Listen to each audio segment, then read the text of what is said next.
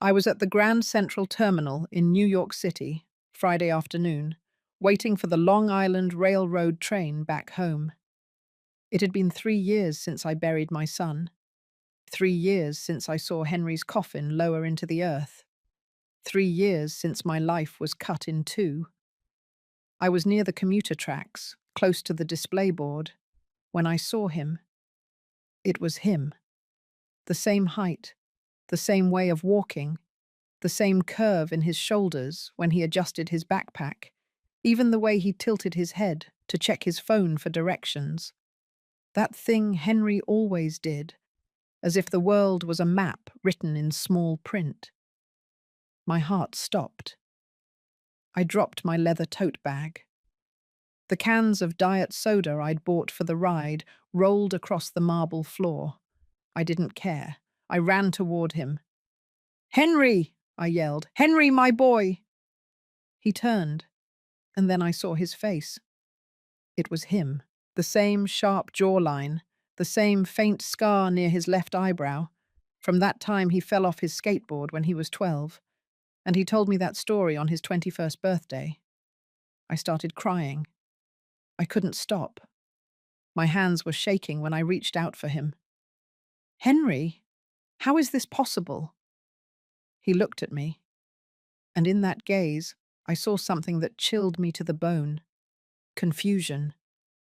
"Excuse me, ma'am," he said with that voice I'd heard every day for 25 years. "I think you have me confused with someone." "No," I whispered.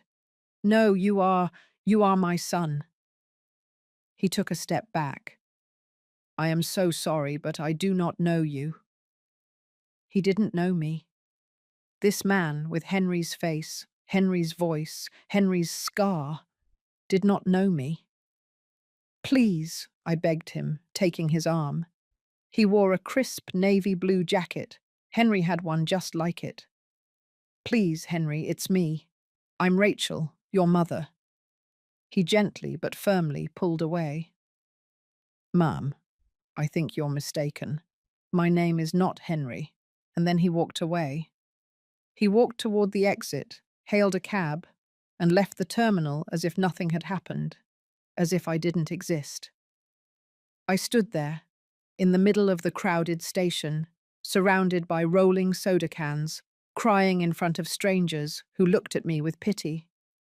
A transit cop approached me. "Are you all right, ma'am?" No, I was not all right, because I had just seen my dead son walking through the train station, and he didn't recognize me. That night, in my empty apartment in Connecticut, I sat on the couch.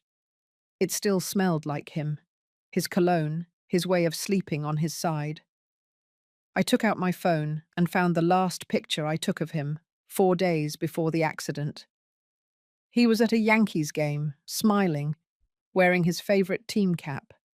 The same smile I saw today, the same face, the same man. But he said he wasn't Henry. Then who was he? And most importantly, why did he have the identical face of my deceased son? My name is Rachel Evans. I am 53 years old, and what I am about to tell you in this story, I still struggle to believe myself. But it happened, and it changed everything I thought I knew about the son I raised for over 2 decades. Sometimes we trust too much in those we love.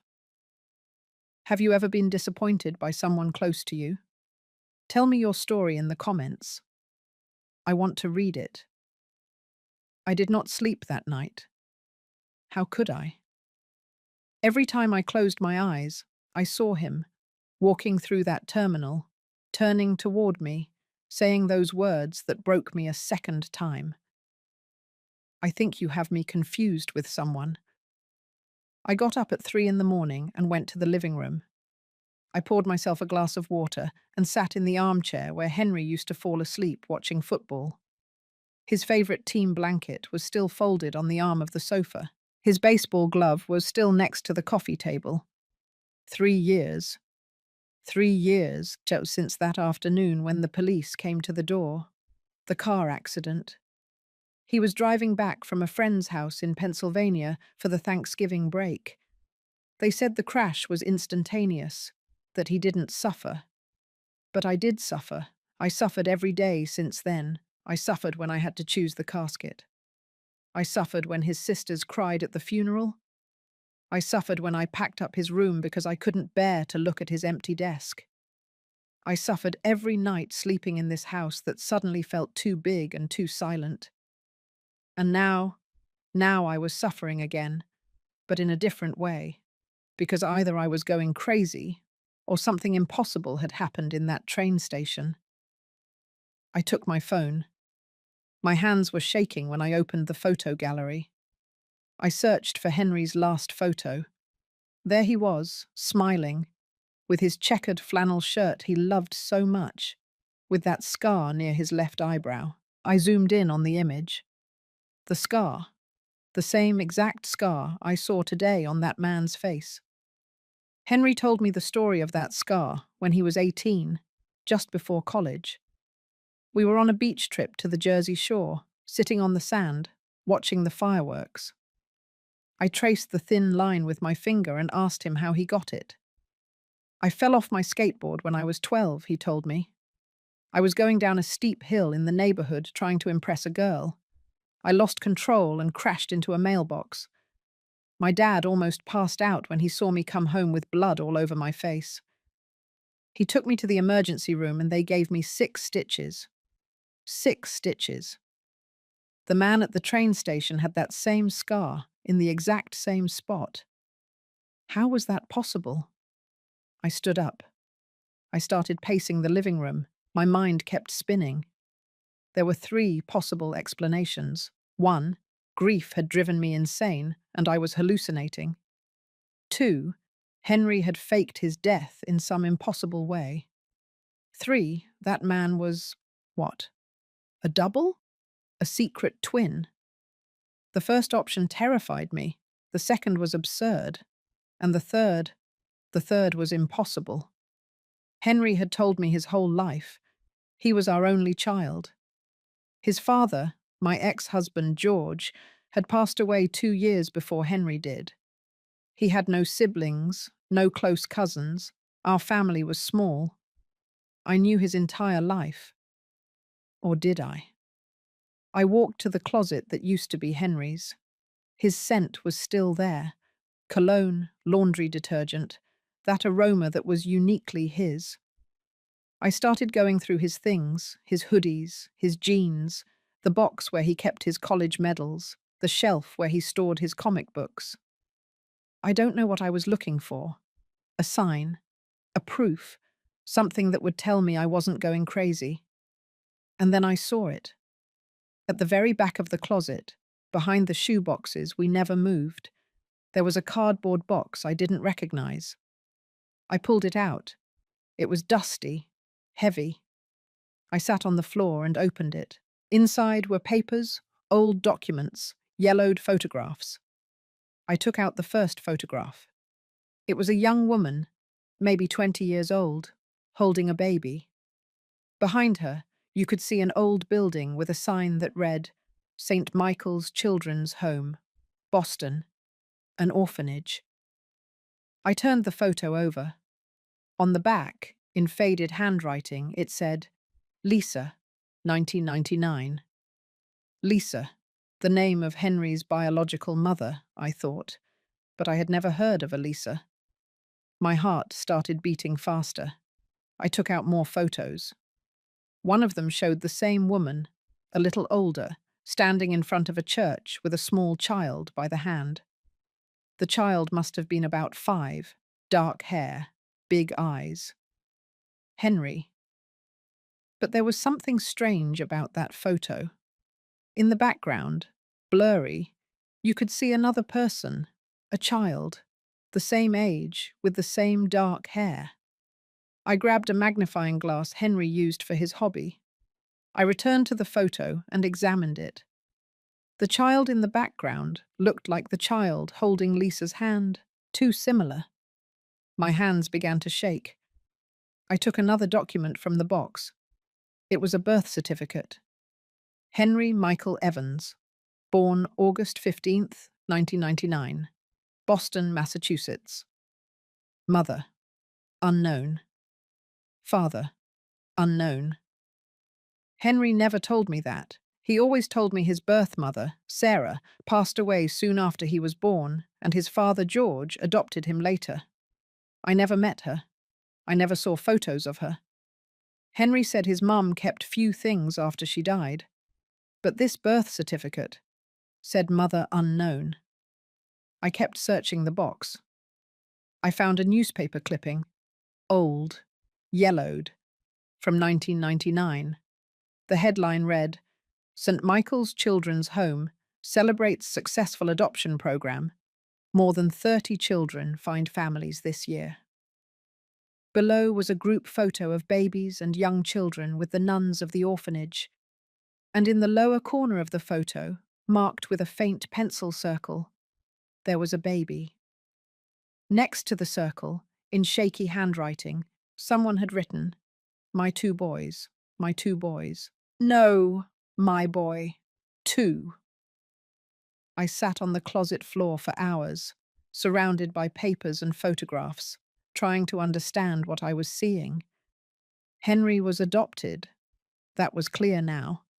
But those photos, that certificate, that circle around two babies, it was possible. Was it possible that Henry had a twin brother that he himself never knew existed? And that man at the train station. I gripped the chain of the locket I wore. Henry gave it to me on Mother's Day, promising he would love me forever. And he did. But now I had to know the truth, even if it hurt, even if it devastated me, even if it changed everything I thought I knew about the son I loved. I had to find that man from the train station, and I had to discover who he really was. As I tell all this, I think about where you might be listening to me. Write the name of your city in the comments. I returned to Grand Central on Monday. I couldn't wait. I couldn't sit at home surrounded by old photos and unanswered questions. I needed to see him again. I needed to confirm I hadn't imagined it. I arrived at 10 in the morning, the same time as Friday. I grabbed a coffee, even though I didn't feel like drinking it. I walked slowly through every track platform, searching. Track 1, Track 2, Track 3. Nothing. I did 3 complete laps of the terminal. 1 hour, 2 hours. He wasn't there. I sat in the terminal cafe with a coffee I didn't want to drink. My hands were shaking. My heart was beating too fast. What if I had imagined it? What if it wasn't real? A maintenance worker passed by, wiping down the tables near me. She was an older woman, about 60, in a janitor's uniform and a kind smile.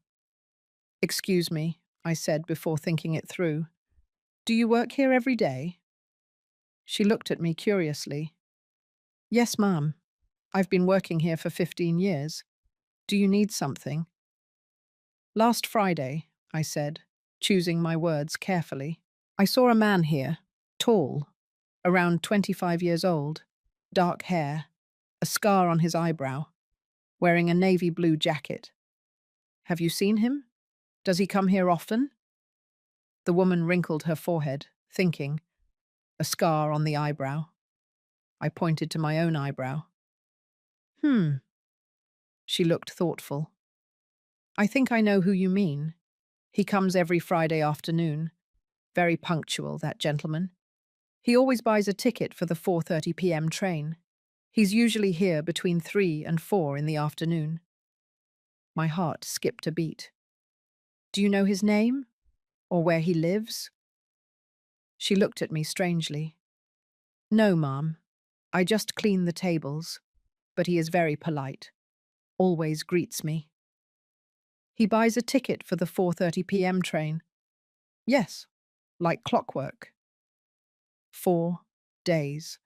I had to wait 4 days to see him again, but now at least I knew I hadn't imagined it. That man existed. He came here every week, and I was going to be waiting for him. The next 4 days were torture. I couldn't sleep well. I couldn't eat well. My daughters, Sarah and Lisa, called me, worried. "Mum, are you okay?" Sarah asked me Wednesday afternoon. "You sound weird." "I'm fine, my love," I lied. "Just a little tired." "Have you been going to your therapist appointments?" she insisted. "After Dad and Henry's passing, you said you were going every week." I had stopped going 2 months ago. The sessions made me feel worse. The therapist wanted me to process the grief, to accept the loss, to move on. But how could I do that when I had just seen my dead son walking in a train station? "Yes, I'm going," I lied again. "Don't worry about me, Sarah. I'm fine." But I wasn't fine. I spent those 4 days investigating. I searched online for everything I could about St. Michael's Children's Home in Boston. I found that it had closed in 1985. Records had been transferred to the state's social services. I called the agency. They transferred me from extension to extension for 2 hours. Until finally a woman told me, "Adoption records from before 2000 are sealed, ma'am. They can only be opened with a court order, or if the adopted person requests their file." "But my son died," I explained. "I am his mother. I need to know if—" "I am sorry, ma'am. Without a court order, I cannot help you." I hung up, frustrated. I checked the box I had found in Henry's closet again. I took out all the photos. I put them in chronological order on the dining room table. Lisa, with a baby at the orphanage. Lisa, with a small child in front of the church. Lisa, with Henry, about 10 years old, in what looked like a family photo. Henry as a teenager, with his high school uniform.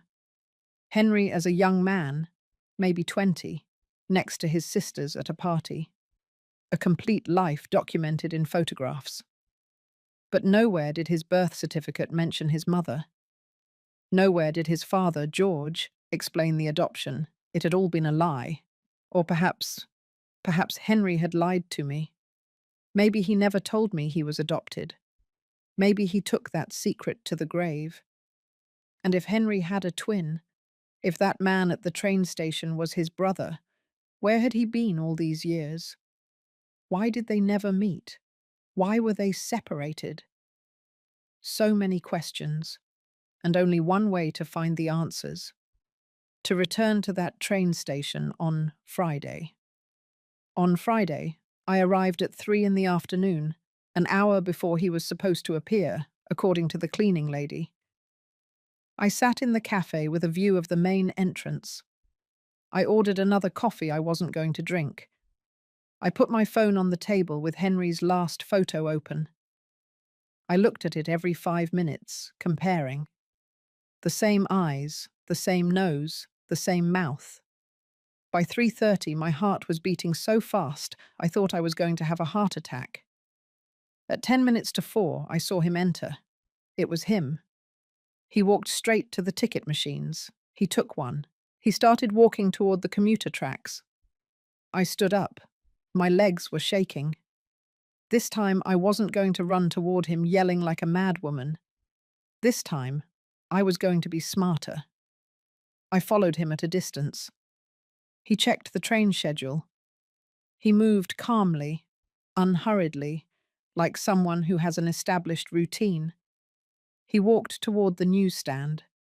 He bought a bottle of water, a copy of the New York Times. I followed him 10 feet back, pretending to check products on the stands. He hadn't seen me yet. He passed the pretzel stand. And then, as if he sensed someone watching him, he turned. Our eyes met. I saw the recognition on his face. He didn't recognize me, but he recognized that I was the woman from last Friday, the crazy woman who had confused him with someone else. He took a step back. "Please," I said quickly, raising my hands to show I wasn't a threat. "Please don't leave. I just want to talk to you." He looked around, as if searching for help. "Mom," I already told you last week I don't know you.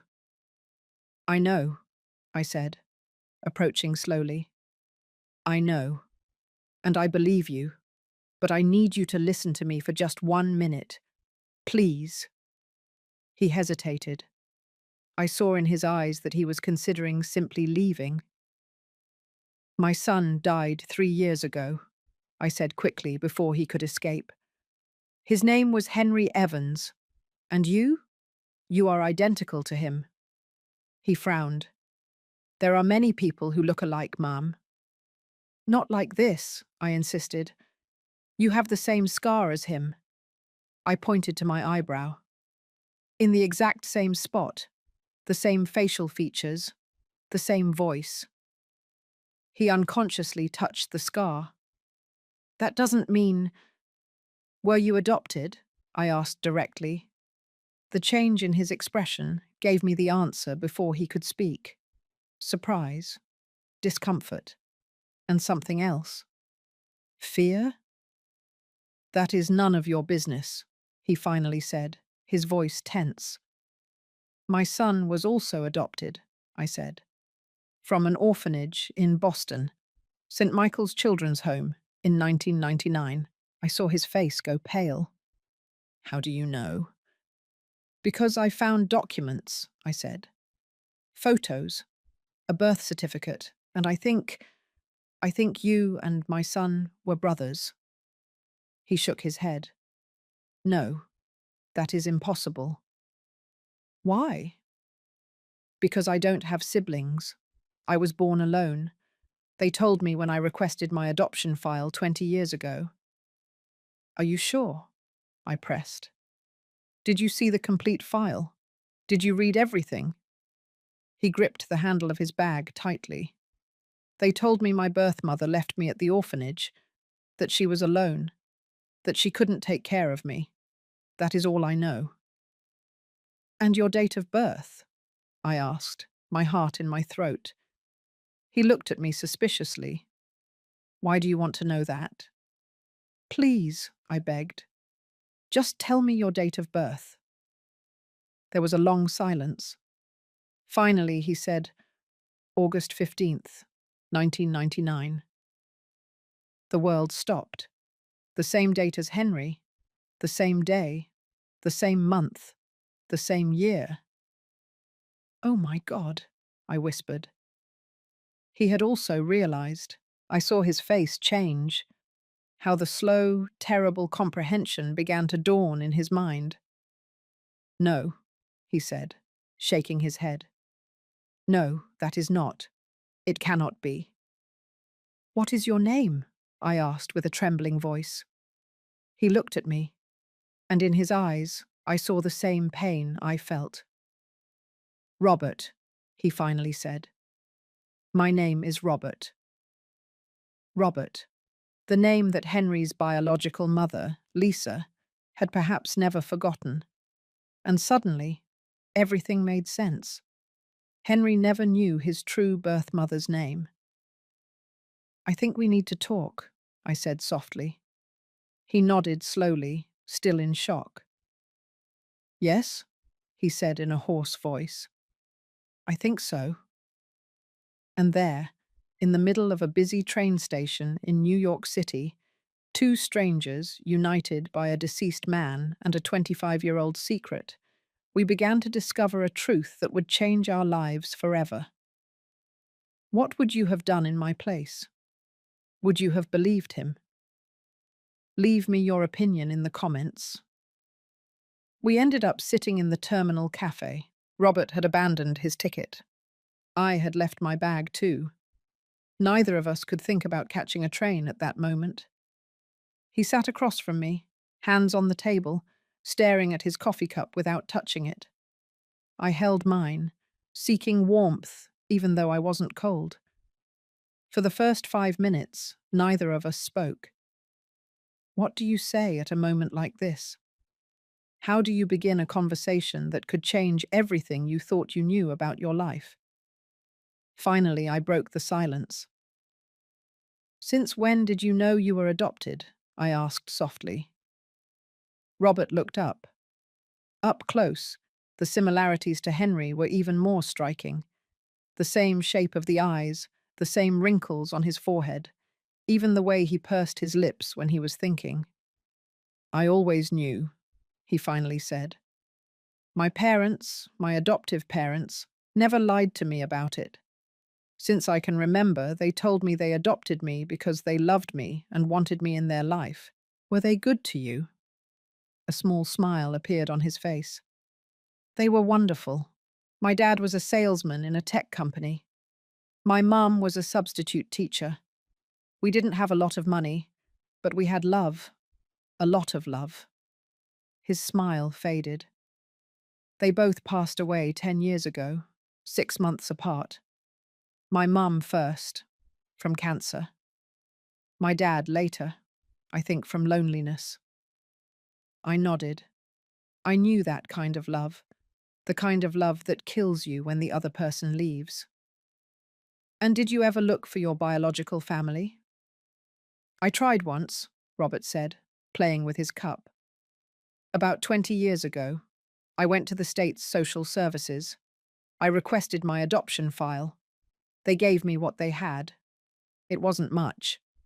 A birth certificate that said, 'Mother unknown, father unknown.' A report that said I was found at the door of St. Michael's Children's Home when I was only a few days old. A handwritten note that said, 'Please take care of my baby. I cannot give him what he deserves.'" My heart sank. "A note?" "Yes, I still have it at home. I saved it all these years." He paused. "They told me my mother was probably very young, that maybe her parents forced her to leave me. In those times, a single woman with a baby, well, you know how it was."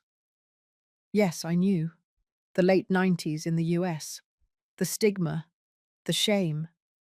Families that hid their pregnant daughters or sent them away. "And they never told you that you might have a brother?" "Never. The file didn't say anything about that. And when I asked if there was more information, they told me no, that the orphanage records were incomplete, that many documents had been lost when the place closed down." I took out my phone. I opened the photo of Henry. I put it on the table between us. This was my son, Henry. Robert looked at the photo, and I saw his face change, how disbelief gave way to astonishment, how his eyes filled with tears he was trying to hold back. "It's like looking at myself in a mirror," he whispered. "I know." "When did he die?" 3 years ago. A car accident. It was very fast. He didn't suffer." Robert passed his finger over the phone screen, zooming in on the image. "Did he know he was adopted?" I shook my head. "No, and I didn't know either until last week. I found a box hidden in his closet. Documents, old photos, a birth certificate that said father unknown, everything he never told me. Why do you think his mother, his birth mother, didn't tell him?" "I don't know," I admitted. "Lisa, his birth mother, passed away 3 years ago. I never had a chance to ask her. But I think maybe she was afraid of losing him, afraid that if he knew the truth, he would want to look for his biological family. Or maybe she herself didn't know the whole story." Robert leaned back in his chair, running his hands through his hair, a gesture Henry made when he was stressed. I don't even know what to think." "Me neither. My whole life I thought I was alone in the world," he said, his voice cracking. "That I had no blood family, that nobody had wanted to keep me. And now you tell me I had a brother, a twin brother, and that he's already gone, that I will never be able to meet him." The tears finally rolled down his cheeks. He didn't try to wipe them. I reached my hand across the table. He took it, and in that moment, he wasn't a stranger. He was Henry's brother. He was family. "I'm so sorry," I said. "I'm so sorry you went through this. Both of you." that you were separated, that you never had the chance to meet each other. Robert squeezed my hand. What was he like? Henry? What was he like as a person? I smiled through my own tears. He was good, so good, a hard worker. He loved camping. He spent hours on the weekends planning his next trip. He loved old rock music. He always said music doesn't judge you. It just needs speakers and patience. I also like camping, Robert said with surprise. I have a small camper van. I go to the national parks every other weekend. Henry loved Yosemite and Zion, I said, astonished. He said the mountains were his therapy. Seriously? Yes. I do the same thing. My friends know that in the spring, I'm unreachable. Robert laughed, a sad but genuine laugh. We fell silent, assimilating that small connection, that invisible thread that had united two brothers who never met. Did he have children? Robert asked. Two, Sarah and Lisa, adults now. Sarah's 33. She's a teacher. Lisa's 31. She's an accountant. They both live here in the city. Have you told them about me? Not yet. I wanted to be sure first. I paused. I wanted to meet you first. Robert nodded. And you? I asked. Do you have family? Something crossed his face. Sadness. I was married, he said slowly. 16 years, but we divorced 8 years ago. It was difficult. We couldn't have children. We tried for years. Treatments, doctors. Nothing worked. And that destroyed us. She blamed me. I blamed myself. In the end, there was nothing left between us but resentment. I'm sorry. Me too. He shrugged. After the divorce, I focused on my work. I'm a software engineer. I have my own small company. I work from home most of the time. And that's it. My life is simple, quiet. I looked at this man in front of me. This man who shared the same DNA as Henry, who had his same mannerisms, his same passions, his same loneliness. Because Henry also felt alone sometimes, even if he never admitted it. I saw it in his eyes when he thought I wasn't looking. That sadness of someone who feels something is missing, but doesn't know what. Maybe it was this. Maybe it was that brother he never met. That half of himself that was ripped away before he could even remember it. We need more answers, I finally said. We need to know what really happened. Why were you separated? If your birth mother is still alive, why did Henry's mother adopt only Henry and not both of you? How are we going to find that out? Robert asked. You yourself said the records are sealed. Then we'll get a court order. Or we'll look for someone who worked at that orphanage. Someone has to remember. Someone has to know. Robert looked at me with a mixture of hope and fear. Why are you doing this? I am a stranger to you. Because my son deserves for us to know the truth, I said firmly, and because you deserve to know your story. And because... My voice cracked. Because when I saw you in that train station, for a moment, Henry was alive again. And I know it sounds selfish, but I'm not ready to let him go completely yet. Robert nodded slowly. I understand. I'm not ready to let go of the possibility of having had a brother either. We sat there for another hour, sharing stories.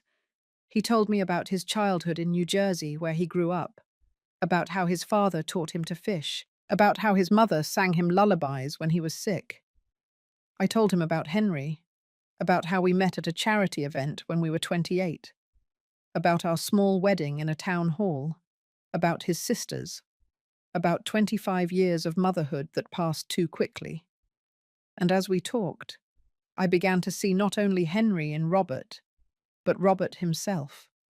A kind man, a lonely man, a man who had spent his whole life feeling that something was missing without knowing what it was. Maybe I could give him that. Maybe I could give him the family he never knew he had.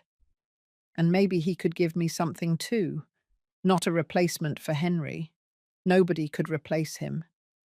But maybe a connection, a reason to keep going, a way to keep my son's memory alive. When we finally stood up to leave, it was already dark outside. "Can I have your phone number?" I asked. "To keep you informed of what I find. And well, to talk, I guess." Robert smiled. That Henry smile that melted my heart. I would like that. We exchanged numbers. We walked out of the station together. He walked toward an old but well-maintained car, a silver Ford from 2010. Before getting in, he turned to me. "Thank you," he said, "for not thinking I'm crazy, for believing me, for wanting to know the truth." "Thank you," I replied, "for not running away when that hysterical woman chased you through the train station." We both laughed, a soft laugh that relieved some of the weight of everything we had discovered. I watched him drive away, and as I watched his taillights disappear into the traffic, I touched my locket. "Henry," I thought, "I don't know if this is a sign from you or just a cruel coincidence from the universe, but I found your brother, and I'm going to find out what happened to you both. I promise."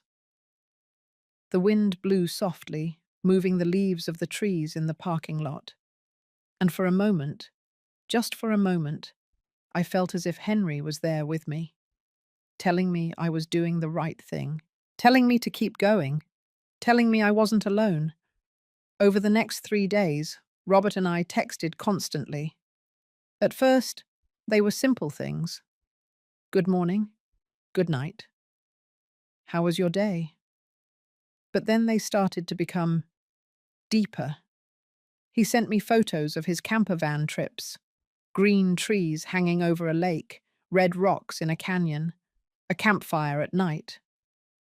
I sent him photos of Henry, of our wedding, of his sisters when they were little, of the house Henry grew up in.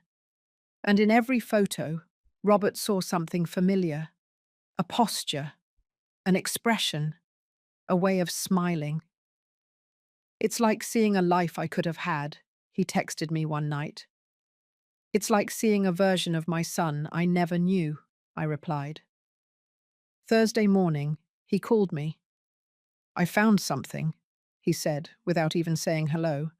His voice sounded shaky. "I was going through my things, looking for the adoption file they gave me 20 years ago, and I found the note, the one my birth mother left. Do you have it there?" "Yes, I've been reading it over and over, and there's something I didn't see before." "What is it? Can I come to your house? I need to show you this in person." My heart got faster. "Of course. Yes. Come whenever you want. Is in an hour okay?" "Perfect." I hung up the phone with trembling hands. 1 hour. In 1 hour, I was going to have Robert here, in the house I shared with Henry, in the space that had been ours for over 20 years. Was I ready for that? I didn't know, but I needed to know what he had found. I spent that hour obsessively cleaning, even though the house was already clean. I put away the photos of Henry that I had in the living room. Then I took them out again. Then I put them away again. Was it weird to have photos of my deceased son when his twin brother was coming? Was it weird not to have them? In the end, I left them where they had always been. Henry was my son. This was his house, and I wasn't going to hide that. When the doorbell rang, I almost jumped out of the armchair. I opened the door. There was Robert, in jeans and a white shirt, holding an old manila envelope in his hands. "Hello," he said softly. "Hello." Come in." He walked in slowly, looking around. I knew he was seeing the house where his brother lived, where his brother died. "It's nice," he said. "Thank you. Would you like some coffee?" "Please." We went to the kitchen. I made coffee while he sat at the table. The same table where Henry and I ate breakfast every morning for years. I served his cup. I sat across from him. "What did you find?" I asked. Robert opened the envelope. He took out a yellowed paper, carefully folded. He put it on the table between us. "This is the note," he said. I leaned in to read it. The handwriting was shaky, feminine, from someone who had been crying while writing. It said, "Please take care of my baby. I cannot give him what he deserves. His father wants nothing to do with us. My family has kicked me out of the house. I have no job. I have no money. I am barely 17, and I do not know how I will survive myself, much less care for a child. Please, give him a good family. A family that loves him, a family that gives him everything I cannot. His name is Robert. Please do not change it. It is the only thing I can leave him. God bless you for taking care of him. L.M." I read the note 3 times. "L.M.," I finally said. "Do you have any idea who that might be?" When they gave me this note 20 years ago, the social worker told me that the initials probably corresponded to Lisa Miller, that was the name that appeared in some orphanage documents as the mother who had left me there. Lisa Miller. Oh my God, I whispered. "But here's what I didn't understand until now," Robert said, pointing to the note. "It says my baby, singular. It doesn't say my babies. It doesn't mention there were 2. Maybe she didn't know she was going to have twins." I thought that too. But then I looked at this. He took another paper from the envelope. It was a copy of his birth certificate. My date of birth is August 15th, 1999, but it says I was born at 2:30 in the afternoon at Boston General Hospital. I took out my phone. I opened the photos from Henry's box. I found his birth certificate. Henry's said he was born August 15th, 1999, at 2:15 in the afternoon at the same hospital. Robert nodded slowly. 15 minutes apart. That means the doctors knew there were 2, that Lisa knew there were 2. So why does the note only mention 1? "That is the question," Robert said, his voice tense. "Why would a mother who leaves her babies at an orphanage only write about one of them?" We fell silent, thinking. And then slowly, a terrible idea began to form in my mind. "What if she didn't leave both of them?" I said softly. Robert looked at me. "What do you mean?" "What if she only left one? What if she kept the other?" I saw his face change, how the realization hit. "Henry," he whispered. "She kept Henry, and she left me." The words hung in the air between us, heavy, painful. Robert got up from the table. He started pacing the kitchen, running his hands through his hair. That Henry gesture when he was agitated. "Why?" he asked, his voice broken. "Why would she keep one and leave the other? How does a mother do that?" "I don't know," I said, feeling my own tears. "I don't know, Robert. She was 17. She was alone. No family, no money," he continued, his voice rising. "And she decided she could care for one baby, but not 2. How did she make that decision? How did she choose?" "Maybe she had no choice," I said softly. "Maybe she thought it was the only way to survive." "But she chose!" he yelled. Then he stopped, breathing hard. "I'm sorry. I shouldn't have yelled." "It's okay. You have a right to be angry." He slumped into the chair, his head in his hands. My whole life I thought my mother hadn't wanted me, that she had abandoned me because she didn't love me. And now I discover that she abandoned me because she loved me less than my brother. We don't know that, I said, although I didn't even believe my own words. What else can it be? He looked up, his eyes red. She chose Henry. She kept him. She raised him. She loved him. And me, she left me with a note in an orphanage. I didn't know what to say. There were no words that could fix this. I need to find her, he finally said. I need to find Lisa Miller. I need to ask her why. Lisa passed away 3 years ago, I reminded him. Are you sure it was the same person? Henry's mother? I paused. The truth was I wasn't completely sure. Henry's adoptive mother was Sarah. Maybe Lisa was her sister. I have photos of her, I said, from when she was young. I found them in Henry's box. Can I see them? I went to my bedroom. I took out the box. I returned with the photos. I showed him the first one, of a young woman holding a baby in front of the orphanage. Robert took it with trembling hands. It's her, he whispered. It's the woman from my dream. What? I have a recurring dream, he explained, without taking his eyes off the photo.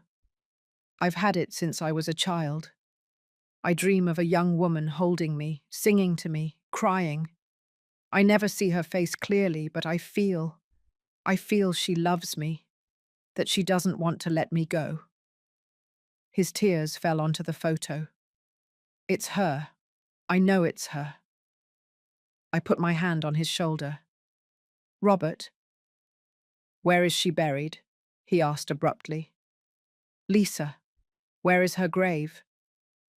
In Woodlawn Cemetery in the Bronx. Why? I want to go. I need to see her, even if it's just her grave. I looked at this shattered man in front of me, this man who had just discovered that the mother he thought had never wanted him, had actually loved him enough to give him a chance at a better life. Or maybe not. Maybe she could only save one and she chose the other. The truth was, we didn't know, and maybe we never would. I'll take you, I said. Tomorrow. We'll go together. He nodded, wiping his tears. Thank you. He stayed a little longer. We drank more coffee. We talked about lighter things. I showed him more photos of Henry, photos of his sisters, of our life. And little by little, I saw Robert calm down, how the pain turned into a more manageable sadness. When he finally left, it was already night. Can I see you tomorrow? He asked. Yes, tomorrow. He paused. Rachel, thank you. For this. For helping me. For not treating me like I was crazy. You are not crazy, I said. You are hurt. There's a difference. He smiled sadly. Henry was lucky to have you. I was lucky to have him. I watched him drive away again, and as I closed the door, I felt something strange in my chest. It wasn't the sharp pain of loss that I had felt for 3 years. It was something different, something almost like hope. Hope that maybe, just maybe, something good could come out of all this pain. That night, before sleeping, I sat on the bed with the photo of young Lisa holding a baby. I looked at it for a long time. Why did you do it? I whispered to the photo. Why did you separate them? Was it out of necessity? Out of love? Out of desperation? The photo, of course, didn't answer. But somewhere in my heart, I wanted to believe that Lisa had done the best she could, that she had loved both her children, and that leaving one had been the most painful decision of her life, a decision she took to the grave without ever telling Henry the truth. I touched my locket. Tomorrow I would take Robert to meet his mother, even if it was 25 years late, even if it was just a tombstone with a name.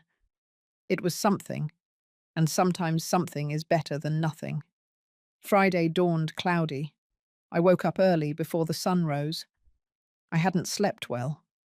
All night I dreamed of crying babies, of a young woman who had to choose, of two identical children in separate cribs. I got up, made myself a coffee, and sat in the kitchen waiting for 9 in the morning.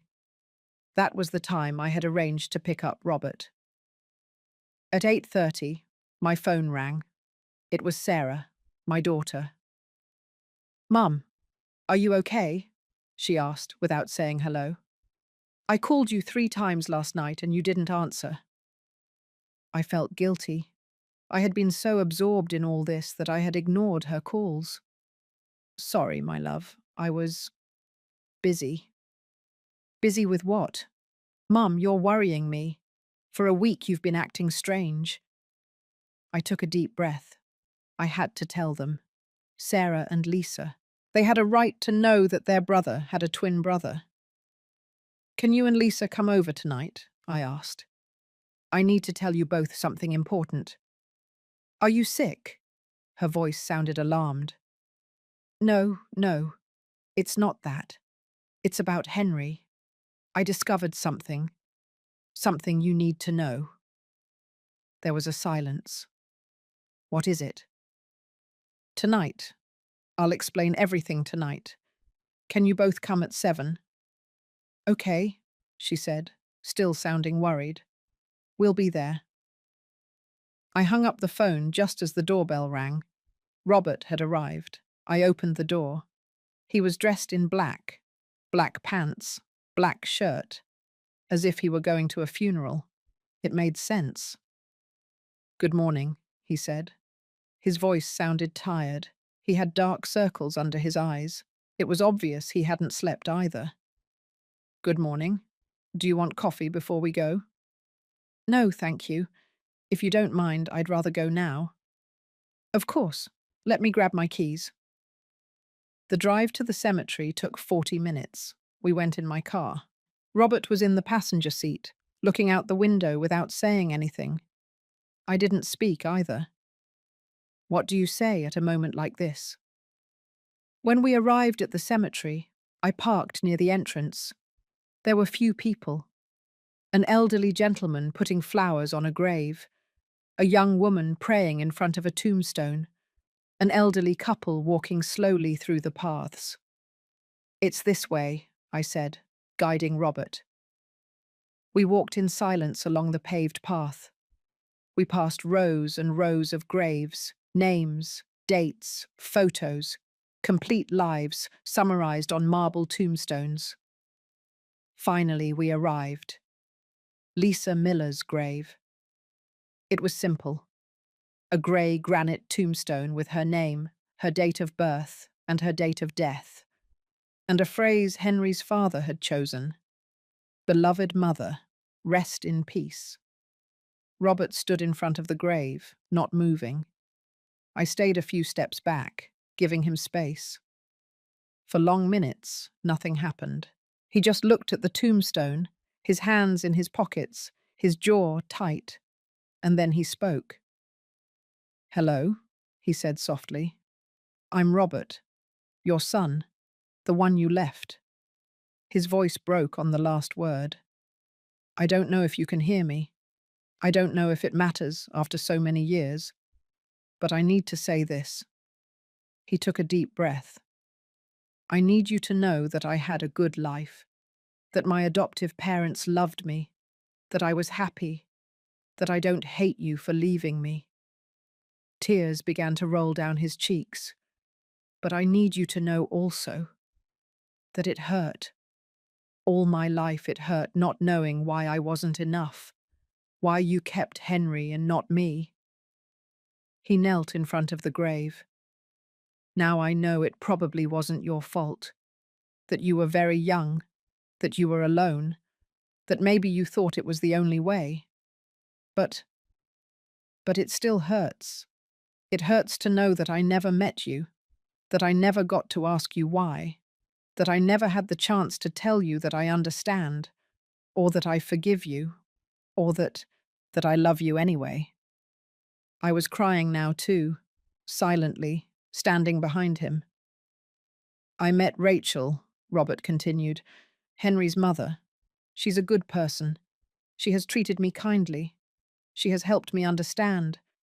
And she has shown me photos of you when you were young. I saw the photo of the orphanage. I saw you holding that baby. I saw the love in your eyes. He wiped his tears with the back of his hand. I want to believe you held me that way too, even if it was for one day, even if it was for a few hours. I want to believe you loved me before you let me go. He remained kneeling there, in silence, for what seemed like hours, but was probably only minutes. Finally, he stood up. He turned to me. "Thank you for bringing me," he said. "You don't have to thank me." "Do you think she knew?" he asked. "Lisa, do you think she knew that Henry never found out he had a brother?" "I don't know," I admitted. "Maybe. Maybe she planned to tell him someday and never found the right time. Or maybe she decided it was better he didn't know, that it would be more painful to know he had lost a brother he never met." Robert nodded slowly. Henry was happy, right? In his life. Was he happy? Yes, I said with certainty. He was very happy.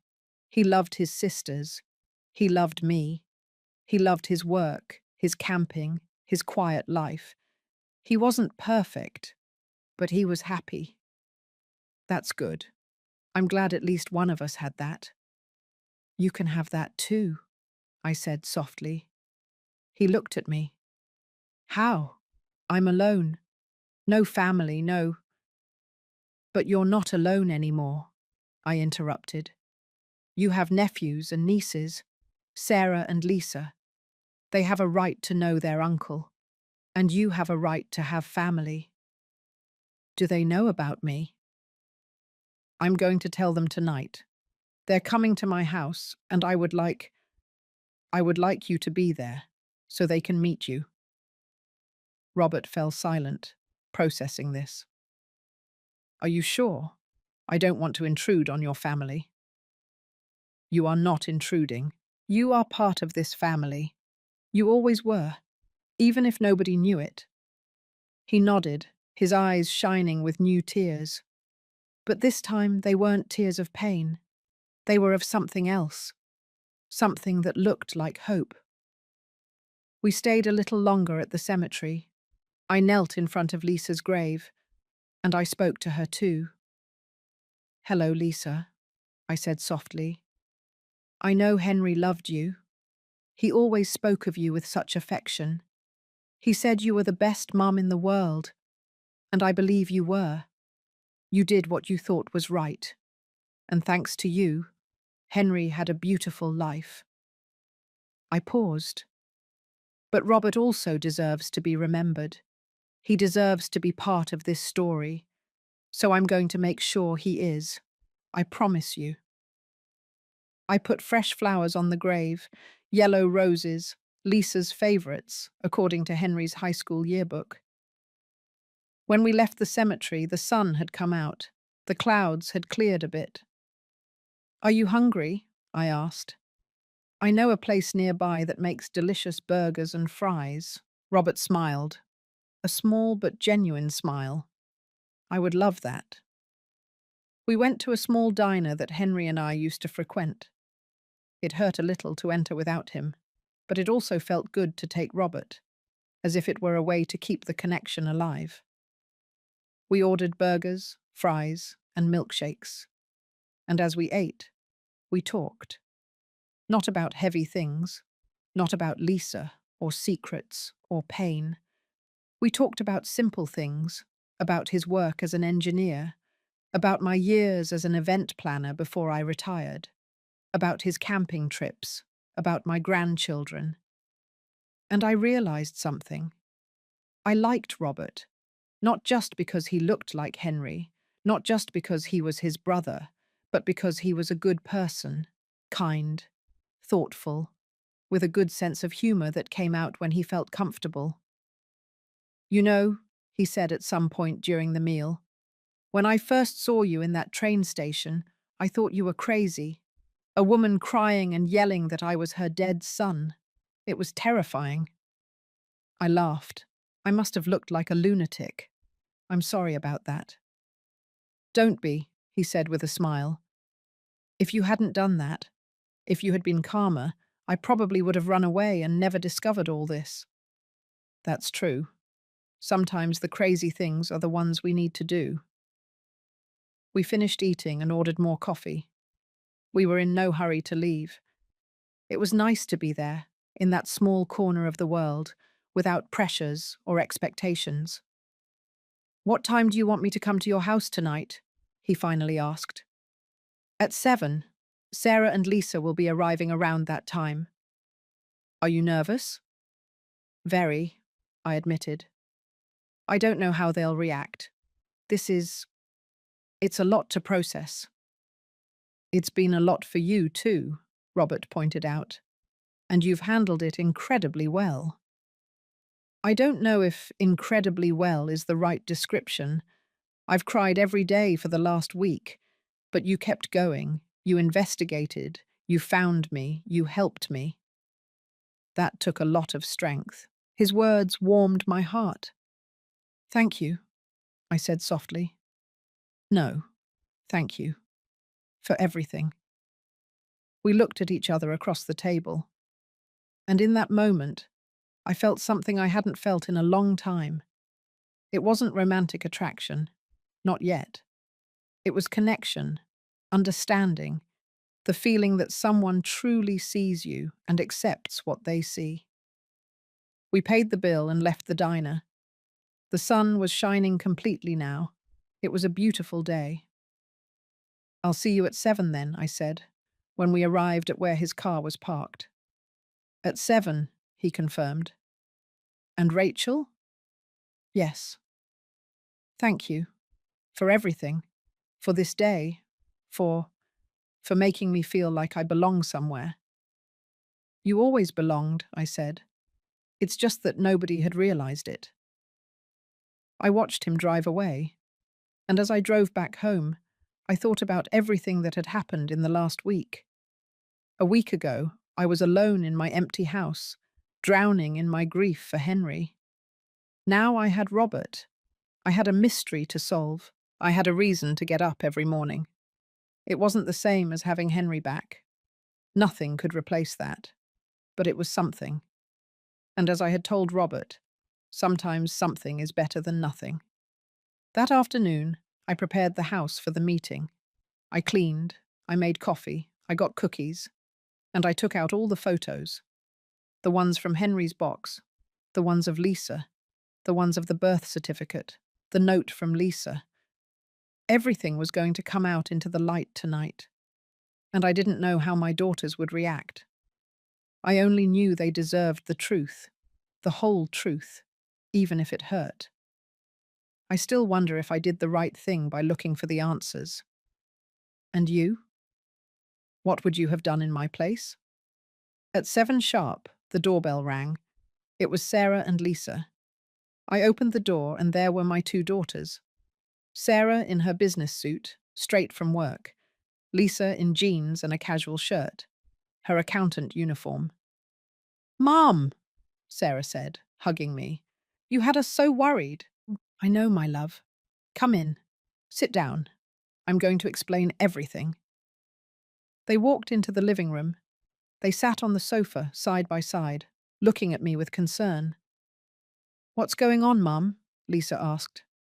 Sarah said you discovered something about Henry. I took a deep breath. Where to start? A week ago, I began.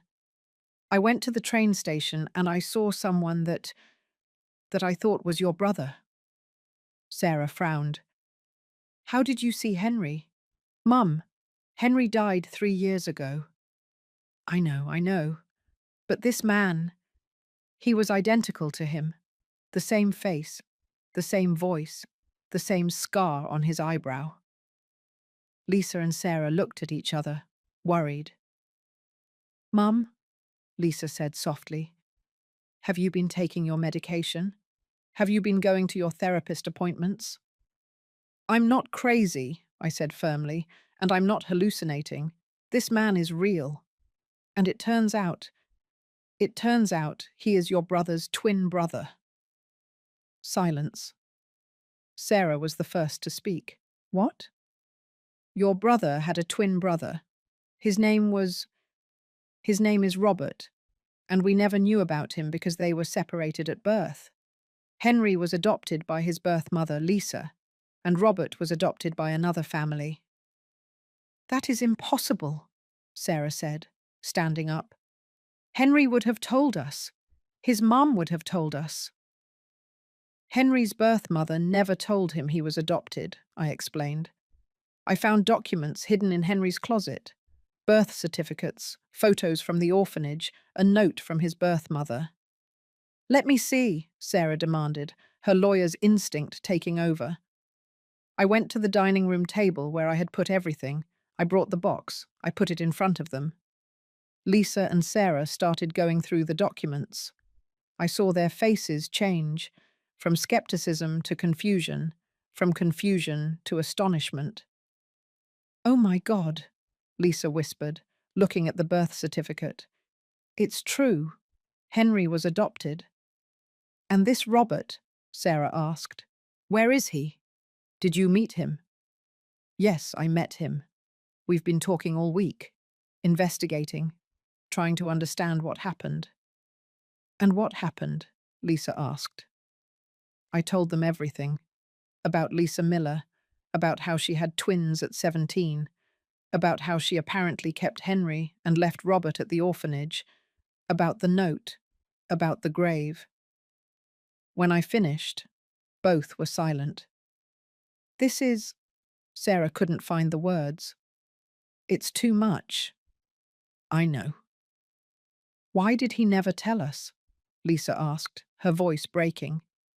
Why did Henry never tell us he was adopted? Because he never knew, I said softly. His mother never told him, and when she passed away, the secret died with her. Until now, Sarah said. Until now. The doorbell rang again. The three of us turned toward the door. That must be Robert, I said. I asked him to come so you could meet him. Now? Sarah exclaimed. Mum, this is too fast.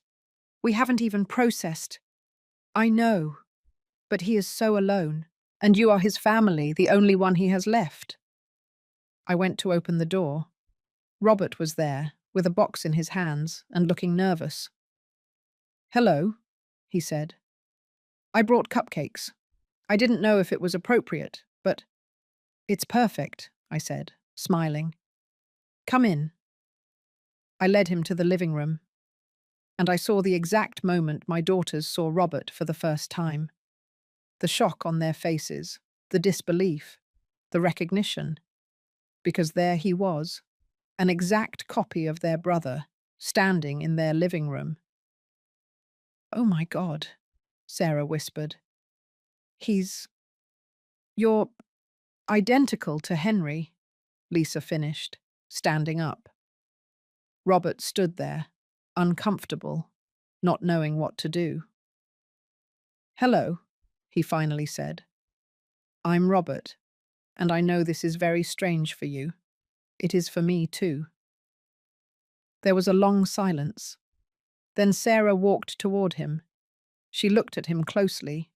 She studied his face, the scar, the eyes, everything. You have his smile, she said with tears in her eyes. The same smile Henry had when he was nervous. Really? Yes. She wiped her tears. I don't know what to think.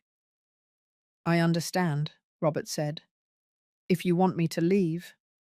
No, Lisa said suddenly, approaching too. No, stay.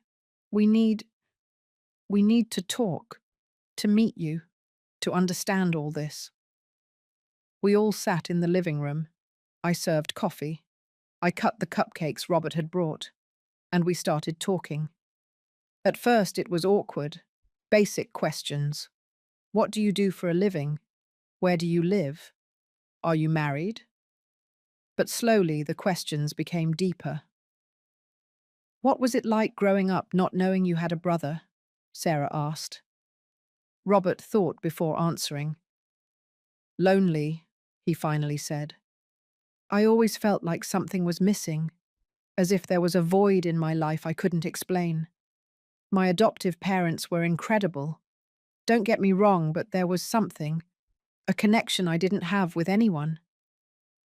Henry used to say something similar sometimes, Lisa said quietly. When he drank a little too much at Thanksgiving, he would say that sometimes he felt as if he had left something important behind, as if he had forgotten something. Mum, do you remember? I nodded. I remembered. Henry had those moments of inexplicable melancholy. Maybe we felt each other, Robert said. Maybe on some deep level, we knew we were missing the other. Twins have that, Sarah said, who had started Googling on her phone. There are studies on twins separated at birth. Many report feeling an inexplicable connection, similar dreams, similar tastes, even physical pains at the same time. Really, oh? Robert asked. Yes, it's fascinating. Sarah looked at him with renewed curiosity. Do you have any allergies? To shellfish? Why? Henry, too, Lisa said. He was allergic to shrimp. Once his whole face swelled up at a restaurant. The same thing happened to me when I was 22, Robert said. I ate shrimp cocktail at a wedding and ended up in the emergency room. And your coffee? Sarah asked. How do you drink it? Black with a little sugar. Just like Henry, Sarah and Lisa said at the same time. Robert laughed, a laugh that sounded exactly like Henry's. This is very weird, he said, but it's also incredible. Do you have photos from when you were a kid? Lisa asked. I would like to see them. Yes, I brought some. Robert took out his phone. I thought maybe you would want to see. He passed the phone. Sarah and Lisa looked at the photos. I came closer too. There was Robert as a child, 5 years old, smiling with 2 missing teeth. Oh my God, Sarah said. He's identical to this photo of Henry. She went to a shelf and picked up a picture frame. It was a photo of Henry at the same age, 5 years old, smiling with 2 missing teeth. We put them side by side. They were indistinguishable. How is it possible that you never met? Lisa said, shaking her head. 25 years living in the same state, maybe in the same city, and you never crossed paths. Until now, Robert said softly, looking at me. Thanks to your mum. Mum was always kind of a detective, Sarah said with a small smile. When we were kids and we did something wrong, she always found out who it was. She said she had a sixth sense. It wasn't a sixth sense, I said. It was just paying attention. Well, I'm glad you paid attention this time, Lisa said. She looked at Robert. Because now we have an uncle we never knew we had. An uncle? Robert repeated with a trembling voice. Well, what else would you be? Sarah said practically. You're Henry's brother. That makes you our uncle. I saw Robert's eyes fill with tears. I never thought I would have nieces and nephews. Well, now you have 2, Lisa said, and soon to be 3. My husband and I are adopting a baby girl in 2 months. Seriously? Robert wiped his tears. Congratulations. Thank you. And now that baby is going to have a great uncle we never knew existed. We all laughed. It was a laugh mixed with tears, but it was genuine. We spent the next 3 hours talking, comparing stories, finding similarities, filling in the blanks. Robert told them about his divorce, about his work, about his camping. Sarah and Lisa told him about their lives, their jobs, their partners, their plans. And I sat there, watching this impossible scene, feeling something I hadn't felt in 3 years. Peace. It wasn't the peace of having overcome the pain. The pain was still there. It would probably always be there. But it was the peace of knowing that something good had come out of all this. That Henry, even though he was gone, had left a legacy.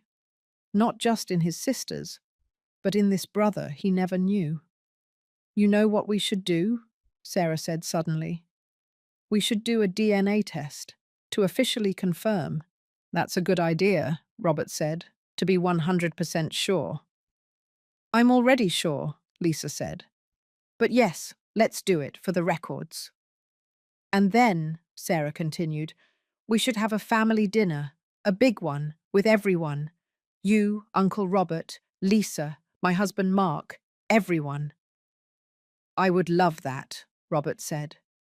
"Me too," I said. When it was finally time to leave, it was almost 11 at night. I couldn't believe how much time had passed. Sarah hugged Robert at the door. "I'm glad Mum found you," she said. "Henry would have wanted us to meet." "I'm glad too," Robert said, returning the hug. Lisa hugged him next. "Welcome to the family, Uncle Robert." Those words made Robert cry again, but they were good tears this time. When my daughters left, and it was just Robert and me, we sat in the living room in silence for a moment. "Thank you," he finally said, for giving me a family." "You don't have to thank me. This was always your family. We just know it now. Your nieces are incredible." "I know. Henry was very lucky." "Henry was very lucky in general," Robert said.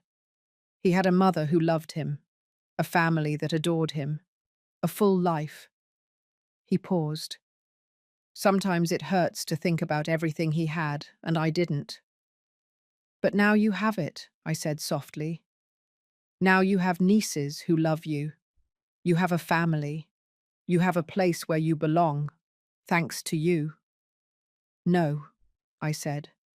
"Thanks to fate, or to God, or whatever it was that made me see you in that train station.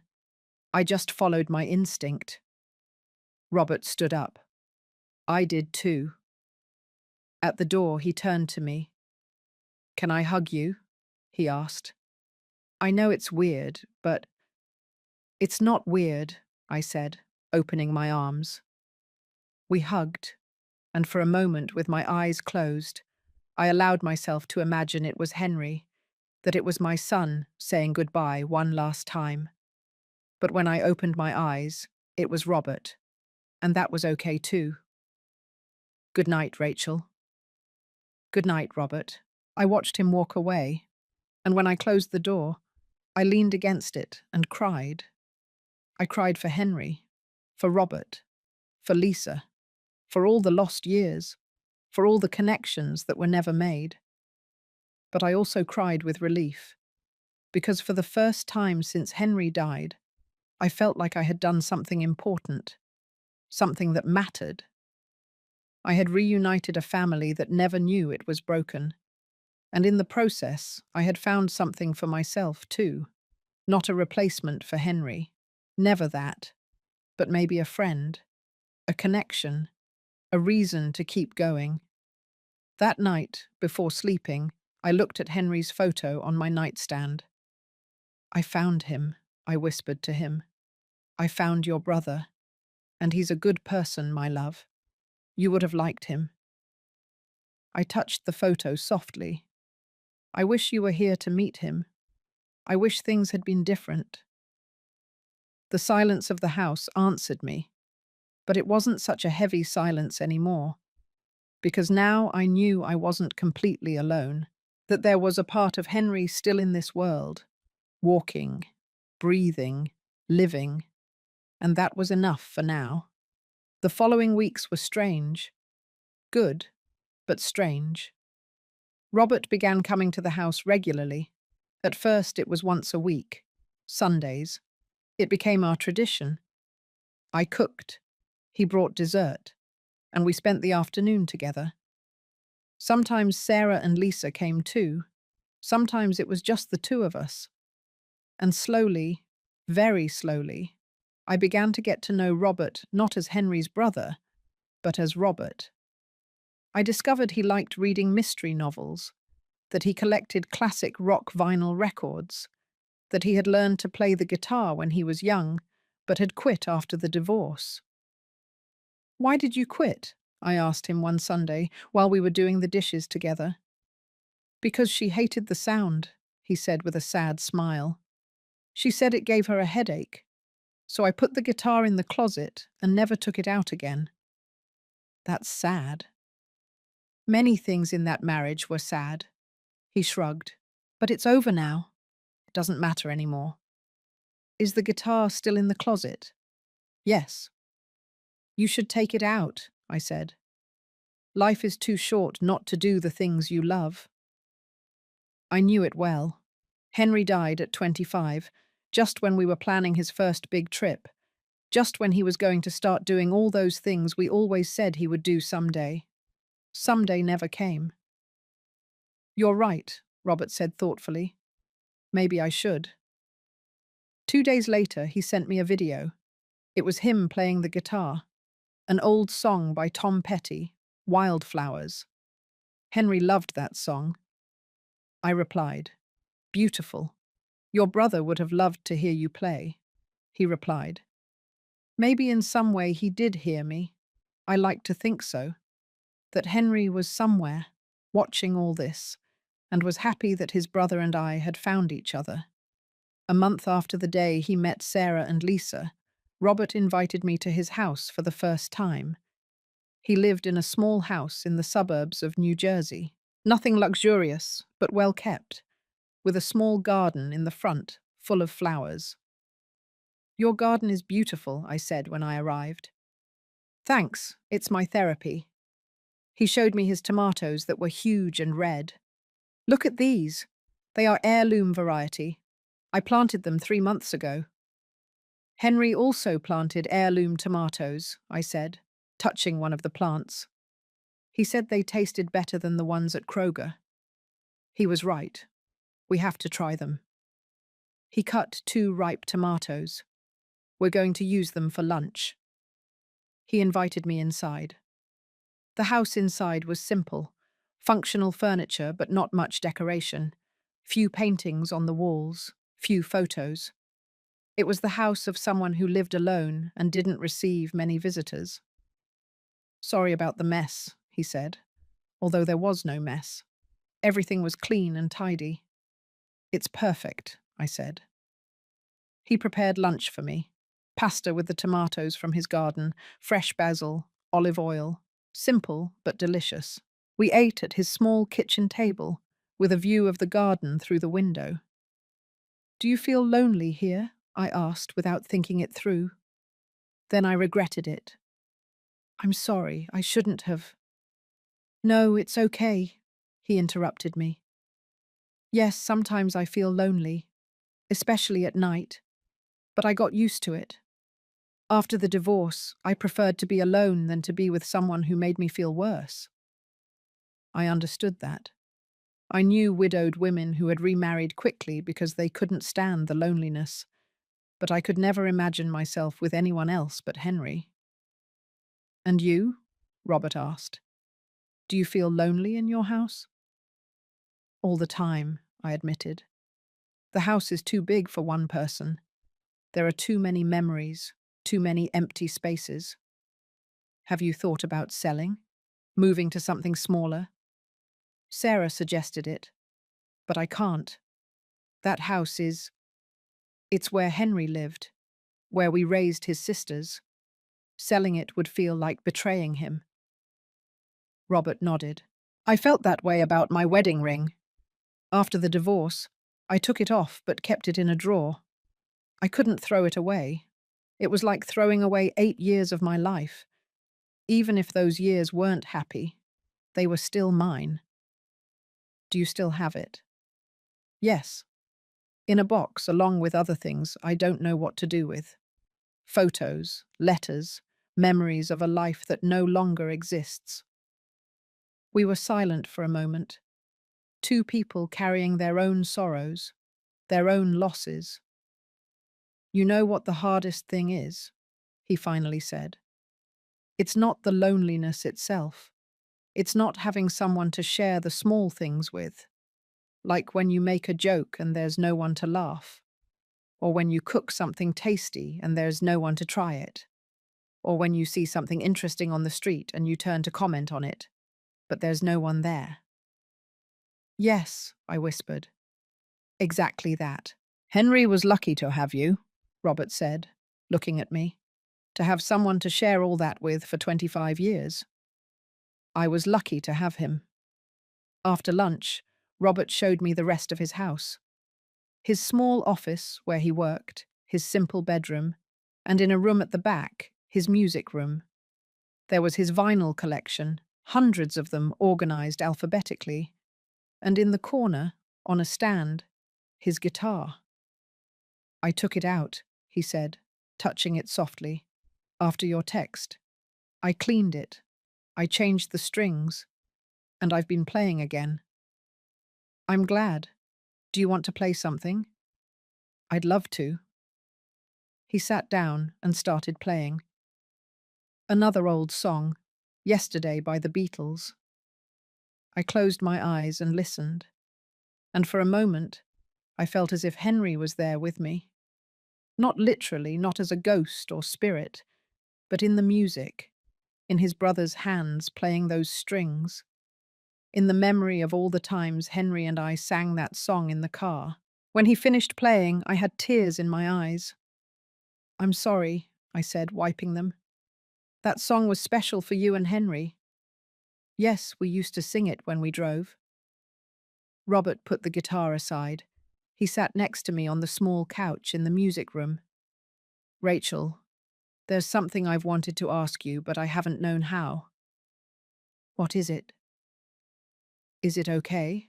he asked softly. "That I'm here, that we've formed this friendship. Doesn't it feel like you're replacing Henry?" I thought carefully before answering. "At first," I admitted, "I felt guilty, as if being with you was betraying his memory. Because you look so much like him, you sound so much like him. Sometimes when I'm not paying attention, for a second I think you're him." "I know, I've noticed. But," I continued, "little by little I've realized that you are not Henry. You are Robert, and although you look alike, you are different. You are quieter, more introspective, more musical. Henry was more outgoing, more direct, more sporty. And is that okay? That I'm different?" "It's more than okay," I said, "because I don't want a replacement for Henry. Nobody could replace him. But I do want—" I searched for the right words. "I do want a friend, someone who understands, someone to share the small things with." Robert smiled. That Henry smile that melted my heart, but that I was now beginning to recognize as Robert's too. "I want that too," he said, "and I can be that friend for you. If you let me. You already are." We sat there, in that small music room, surrounded by vinyl records and memories, two lonely people who had found mutual comfort. It wasn't romance. Not yet. But it was something. It was connection. It was companionship. It was the promise that neither of us had to be alone. 2 weeks later, Robert invited me to a concert. It was a blues festival in New Orleans, a genre Henry never enjoyed, but that I always loved listening to live. "You don't have to come if you don't want to," he said when he proposed it to me. "I know maybe it's weird, but I have 2 tickets, and I thought—" "I would love to go," I said without hesitation. The night of the concert, I dressed more carefully than I had in months. I put on a navy blue dress that Henry had given me years ago, but that I rarely wore. I put on light makeup. I styled my hair. When I looked in the mirror, I almost didn't recognize myself. I had been so lost in my grief for 3 years that I had forgotten about myself, about the woman I was, besides being Henry's mother. Robert arrived on time. He wore a grey suit jacket. He looked handsome. I couldn't help but think it. "You look beautiful," he said when I opened the door. "Thank you. You look very good too. Ready? Ready?" The concert was magical. The music filled the theatre, enveloping everyone in its energy.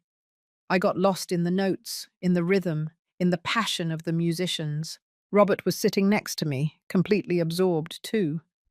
Occasionally our hands touched on the shared armrest. And we didn't move. We let them stay. During the intermission, we walked through the theatre lobby. "What did you think?" he asked. "Incredible. Thank you for inviting me." "Thank you for coming." He paused. I had forgotten how nice it is to share something like this with someone. "Me too." We looked at each other, and in that moment, I felt something I hadn't felt in a long time. A spark. Small, almost imperceptible. But it was there. It wasn't guilt. It wasn't betrayal. It was just possibility. The possibility that maybe, just maybe, life hadn't ended when Henry died. The possibility that maybe there was still joy to be found, moments to live, connections to make. Not now, not yet, but someday, maybe. After the concert, Robert drove me home. At the door, before saying goodbye, he said, "Rachel, there's something I want you to know." "What?" "These last 2 months since I met you have been the best of my life in a long time. And it's not because you look like Henry's mother, or because you are my connection to the brother I never met. It's because you are kind, and strong, and genuine, and I feel fortunate to have met you." My heart beat faster. "I also feel fortunate to have met you." "Good," he smiled. "I just wanted you to know." "Robert, you don't have to say anything." He interrupted me gently. "I'm not asking for anything. I just wanted you to know how I feel." I nodded, speechless. "Good night, Rachel." "Good night, Robert." I watched him walk away, and when I entered my house, I sat on the sofa and touched my locket. The locket that Henry gave me. The locket that promised eternal love. "Henry," I whispered to the empty air. "I don't know what to do. I don't know if it's okay to feel what I'm starting to feel. I don't know if I'm betraying you, or if this is what you would have wanted for me." The silence answered me, as always. But in my heart, I felt that Henry would understand, that he wouldn't want me to spend the rest of my life alone, crying over him, living in the past. He would want me to be happy. And maybe, just maybe, Robert could be part of that happiness. Not as a replacement, never that, but as a new beginning, a second chance, an unexpected gift from the universe. Or maybe a gift from Henry himself, sending me his brother when I needed it most. I didn't know for sure, but I was starting to believe it was okay not to know, that it was okay to simply let myself feel and see where the path led me. 3 months after that night at the concert, I received a call that changed everything again. It was a Tuesday afternoon. I was in the kitchen doing dishes when my cell phone rang. An unknown number from Boston. "Hello? Mrs. Rachel Evans?" asked an elderly female voice. "Yes, this is she." "My name is Sister Beth. I'm calling from the convent of the Sisters of Charity in Boston. I work with the historical records of St. Michael's Children's Home." My heart raced. "Yes, how can I help you?" "Well, it's more like I can help you. A few months ago, Someone from the state's social services contacted me saying you had been looking for information about an adoption from 1999, the Miller twins. Yes, I said, almost breathless. Yes, I've been looking for information. Did you find something? Something you might want to see? Letters. From Lisa Miller. She wrote several letters before she died. They are in our archive. They were never delivered because, well, I'll explain that when you come. What? What kind of documents? Letters. From Lisa Miller. She wrote several letters before she died. They are in our archive.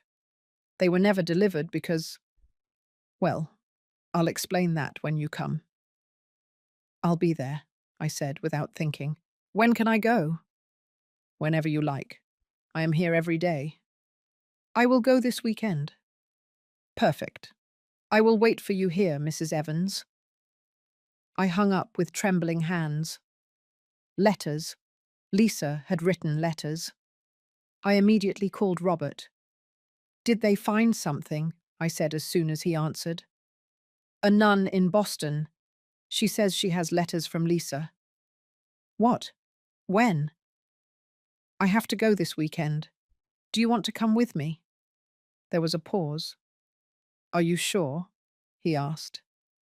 Maybe those letters say things that hurt. I know, but we need to know the truth, the whole truth. You're right. He took a deep breath. Yes, I'll go with you. Saturday morning, we left for Boston. It was a 3-hour drive. Robert drove. I was in the passenger seat, nervous, looking out the window. We talked little during the trip. Both of us were lost in our thoughts, wondering what we were going to find. We arrived at the convent at noon. It was an old building, with stone walls and a quiet garden full of flowers. Sister Beth met us at the door. She was a woman in her 70s, small, with thick glasses and a kind smile. Mrs. Evans, I presume. Yes, and this is Robert. The sister looked at Robert. Her eyes widened. Oh my God, she whispered. You must be one of the twins. Yes, sister. You look so much like... She stopped. Please come in. I have a lot to show you. She led us to a small office full of files and old boxes. On the desk was a manila folder. Sit down, she said, pointing to 2 chairs in front of the desk. We sat down. She opened the folder. Before I show you the letters, I need to tell you the complete story, so you understand the context. Okay, I said. Lisa Miller arrived at St. Michael's Children's Home in July of 1999. She was 17 years old and 7 months pregnant. Her family had kicked her out of the house when they discovered her pregnancy. The baby's father, a boy from her school, denied the child was his. Robert squeezed his hands on his legs. Lisa had nowhere to go, the sister continued. So she came to us. We gave her shelter, food, a safe place to have her baby. Did you know they were twins? I asked. Not until the moment of birth. In those days, there were no ultrasounds like now. When the first baby was born, we thought that was it. But 15 minutes later, the second one was born. Henry and I, Robert said quietly. Yes, 2 perfectly healthy, identical, beautiful boys. And what happened next? I asked. The sister sighed. Lisa was devastated. She was 17, with no money, no family, no support. And now she had 2 babies. She didn't know what to do. She spent 3 days in the orphanage infirmary, crying non-stop, holding her babies. My heart broke imagining that scene. On the 4th day, the sister continued, she came to talk to me. I was very young then. I had just taken my vows. Lisa told me she couldn't care for 2 babies, that she could barely care for 1. She asked me if we could help her find an adoptive family for one of the children. Only for 1? Robert asked. Yes, she wanted to keep the other. She said she couldn't give up both, that she needed to at least try to be a mother to one of them. And how did she choose? Robert asked with a trembling voice. How did she decide which one to keep and which one to give up? Sister Beth looked at him with infinite compassion. She did not choose out of preference, son. She chose by chance. She closed her eyes and held both babies, and the one in her right arm she kept. The one in her left arm, that was you. Robert covered his face with his hands. His shoulders were shaking. It was not because she didn't love you, the sister continued softly. It was because she had to make an impossible decision, and that was the only fair way she found to do it. And after that? I asked, tears rolling down my face. After that, she left with Henry. She got a job as a nanny. She lived in service quarters. She worked day and night to support that child. And she succeeded. She gave him a life, not perfect, but full of love. And she never came back for Robert? I asked. She couldn't. The sister opened the folder. But she wrote letters. For years. Letters she never sent because she didn't know where to. She pulled out an envelope, yellowed, old. This is from 2007, 8 years after the birth. She handed the envelope to Robert. With trembling hands, he opened it and began to read aloud. My dearest Robert, today is your 8th birthday. Henry, your brother, is also turning 8. I baked a small party for him, just the two of us, a chocolate cake that I made with my own hands and some candles. But as we sang Happy Birthday, I could only think of you. Where are you? What do you look like? Are you happy? Does your family treat you well? I think of you every day, every birthday, every Christmas. Every moment of joy with Henry is tinged with the sadness of your absence. Henry does not know about you. I have not told him. How could I explain to him that he has a brother he will never meet? How could I burden him with that pain? Sometimes I wonder if I did the right thing, if I should have found a way to keep both of you, if I should have been stronger.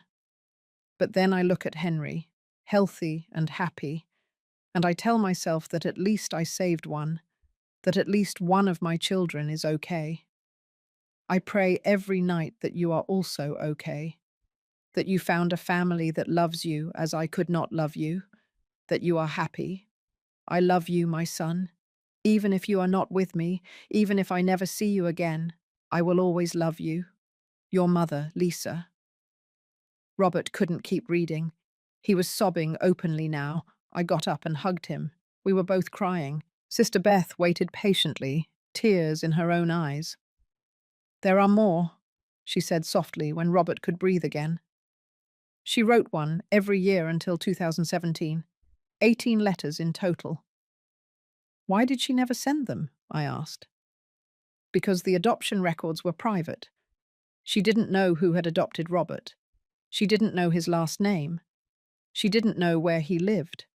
So she wrote the letters and kept them here, with us, hoping that someday someone would come looking for them. And here we are, Robert said. Here you are. The sister handed him the folder. All of these are yours, to read when you are ready. Robert took the folder with reverence, as if he were holding something sacred. Thank you, sister. There is one more, she said. A final letter. Lisa brought it to me in 2017. She said it would probably be the last because she was sick. She passed away 3 years later. She pulled out another envelope. This one was sealed. She asked me to give it to Robert if he ever came looking for her, that no one else should read it, only him. She handed the envelope to Robert. He looked at it for a long time. Then slowly he opened it. He read in silence. I watched his face change, how the tears rolled, how his lips trembled. When he finished, he passed the letter to me without saying a word. I read it. My dearest Robert, If you are reading this, it means you finally came looking for me. It means you found the answers you deserved to have. I am probably already gone. You probably never had the chance to meet me, and that hurts more than I can express. I want you to know something. Leaving you was the most painful decision of my life. Every day since then, I have lived with that pain, with the guilt, with the question of whether I did the right thing. But I also want you to know this: I loved you. From the moment you were born until the moment I left you, I loved you with all my heart. And I continued to love you every day after. I did not leave you because you were not enough. I left you because I wanted you to have a chance at a better life than the one I could give you. A family with money, with stability, with two parents. Henry also had a difficult life. We grew up in small apartments. We ate cheap food most days. We never had luxuries, but we had love, and I hope that was enough for him. I wish I could have done the same for you. I wish I could have been your mother too, but I couldn't, and I had to live with that reality every day.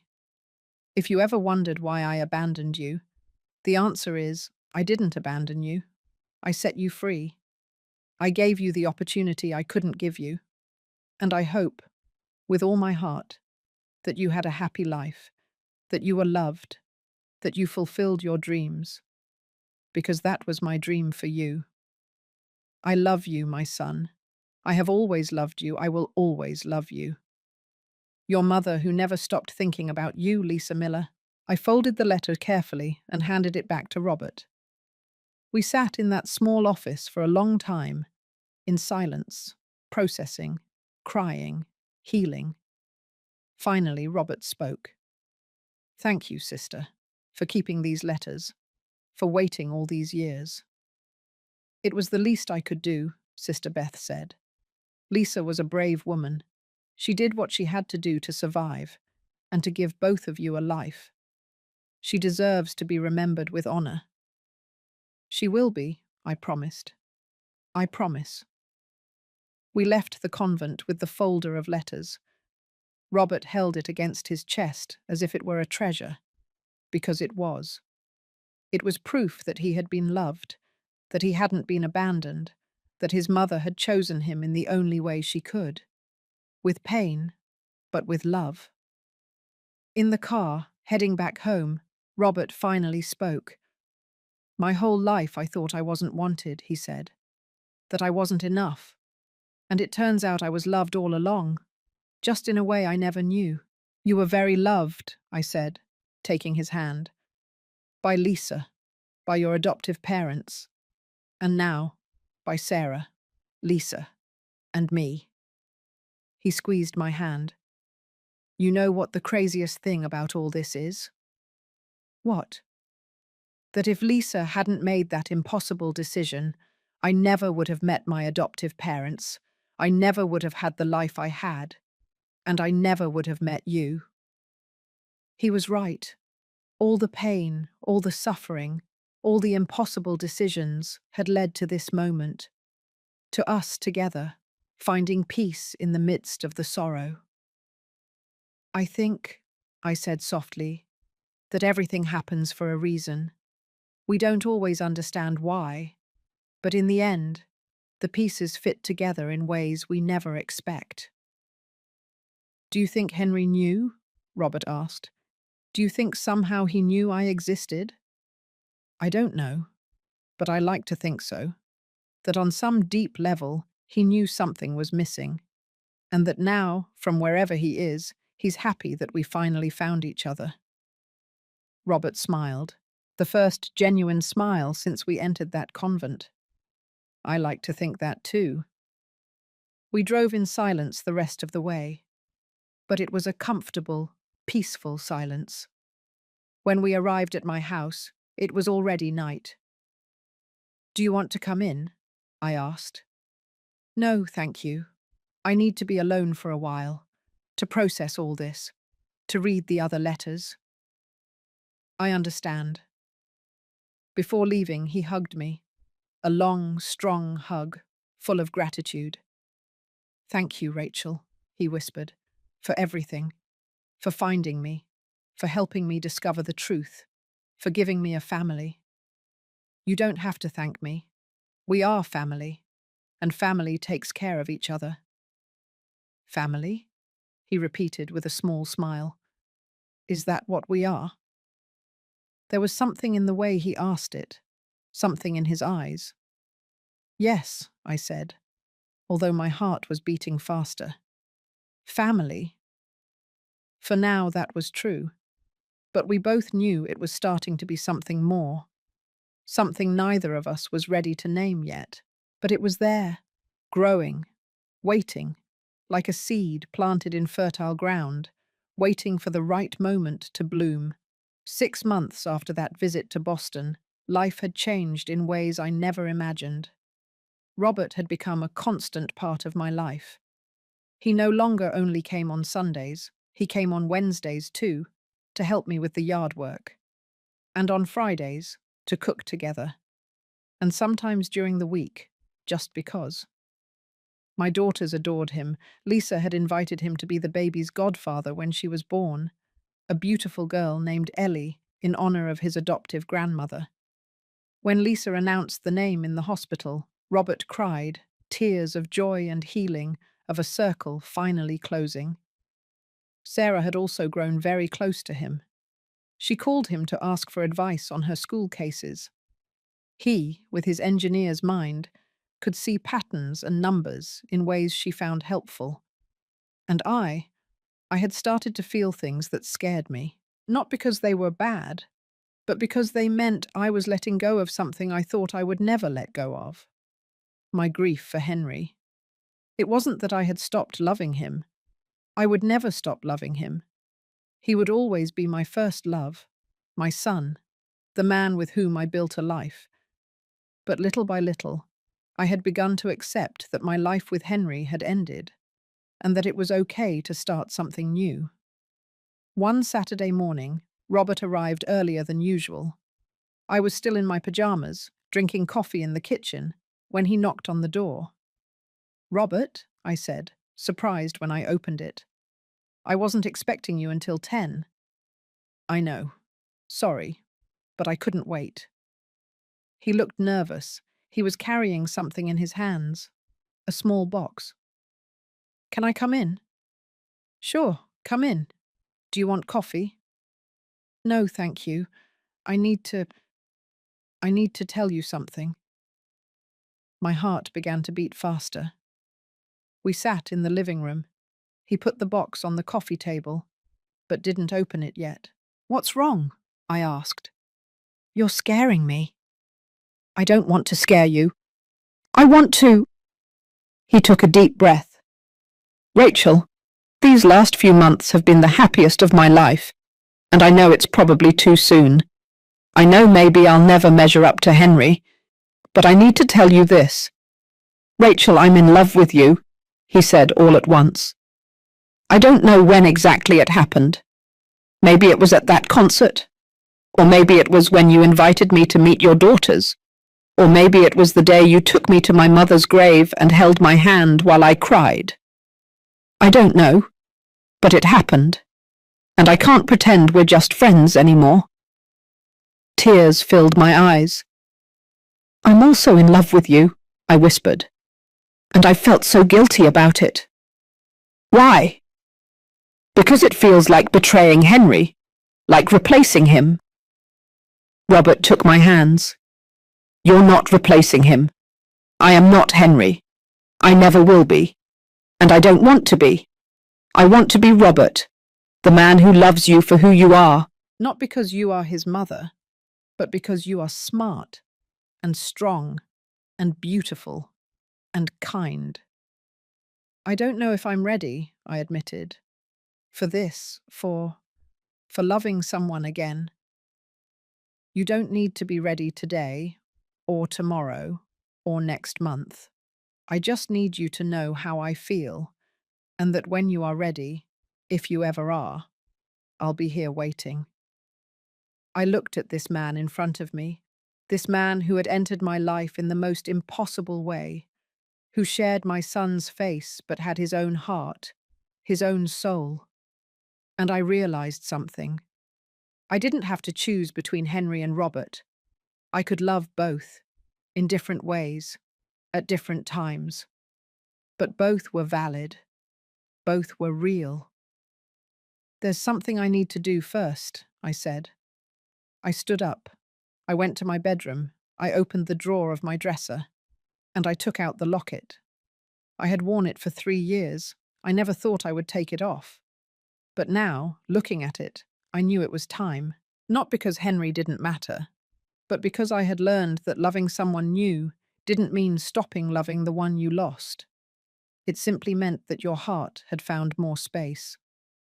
I returned to the living room. Robert looked at me, expectant. "I need to do something," I told him. "Would you come with me?" "Where?" "To the cemetery." Half an hour later, we were standing in front of Henry's grave. There were fresh flowers, the ones I put there every week. Robert stayed a few steps back, giving me space. I knelt in front of the tombstone. I touched Henry's name engraved in the marble. "Hello, my love," I whispered. "I came to say goodbye. Not forever, never forever, but in a different way." The tears rolled down my face freely. "I met your brother. I know you already know. I know somehow you brought us together, because we needed to find each other. He needed family, and I needed a reason to keep going." I touched the locket. "I fell in love with him, Henry, and I feel guilty about it. But I also feel that maybe you would want this for me, that you would want me to be happy, that I wouldn't spend the rest of my life alone." I undid the clasp of the locket slowly. I cried as I did it. But I need to move on. I need to live, because I'm still here, and you would want me to live, wouldn't you? The wind blew softly, moving the flowers, and I felt in my heart that Henry was giving me his blessing. "Thank you," I whispered, "for everything, for 25 years of love, for a life that, although it ended too soon, was complete. I will never forget you. You will never stop being a part of me." I kissed the locket, and then I placed it on the small vase of flowers in front of the grave. But now it's time for me to find my own happiness again, and I think your brother can give me that, in a different but good way. Very good. I stood up. I wiped my tears. "I love you, Henry. Always." I turned toward Robert. He had tears in his eyes, too. "Are you sure?" he asked. "I'm sure." We walked back to the car, holding hands. And although my heart still ached for Henry, it also felt light, free, ready to love again.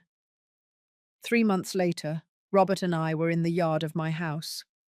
He had brought new seeds, heirloom tomatoes, the same ones Henry used to plant.